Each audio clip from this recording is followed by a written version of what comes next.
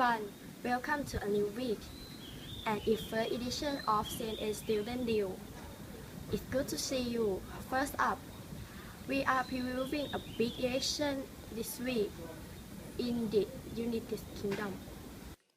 It says from May 7th, voters in England, Northern Ireland, Scotland and Wales will be choosing members of their country's parliament, which is like the US Congress, absent in the UK. The leader of the party that wins the majority in parliament becomes prime minister. It's not the only story making headline in the UK, though. Prince William and Catherine, Duchess of Cambridge, welcomed a baby girl on Saturday. The prince's name hasn't been announced yet, but the role of Britain's royal family is mostly ceremonial.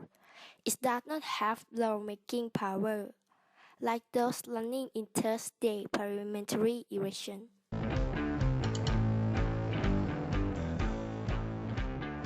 We're in the UK, we're here to cover what is one of the most unpredictable, exciting and consequential elections anywhere in the world this year. It is the most important general election in a generation.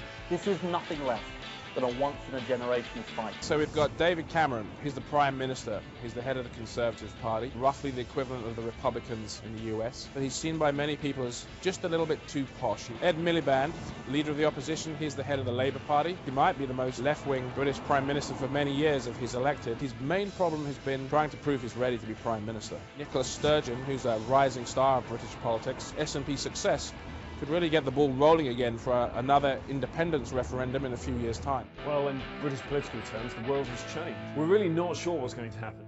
The reason this election matters to America, there are consequences that could flow from this election. For example, the United Kingdom could actually split up. Scotland could break away, making it a much less powerful country.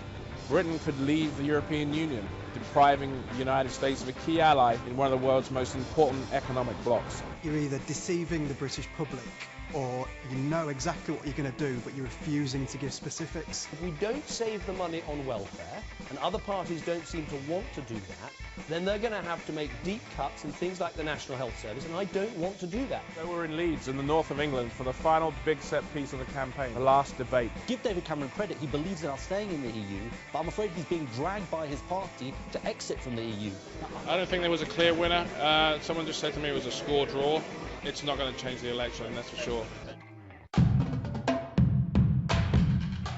The findings of our comprehensive, thorough, and independent investigation, coupled with the medical examiner's determination that Mr. Gray's death was a homicide, which we received today, has led us to believe that we have probable cause to file criminal charges. Lieutenant Rice, Officer Miller, and Officer Nero failed to establish probable cause for Mr. Gray's arrest, as no crime had been committed by Mr. Gray. Accordingly, Lieutenant Rice, Officer Miller, and Officer Nero illegally arrested Mr. Gray. Following transport from Baker Street, Mr. Gray suffered a severe and critical neck injury as a result of being handcuffed, shackled by his feet, and unrestrained inside of the BPD wagon.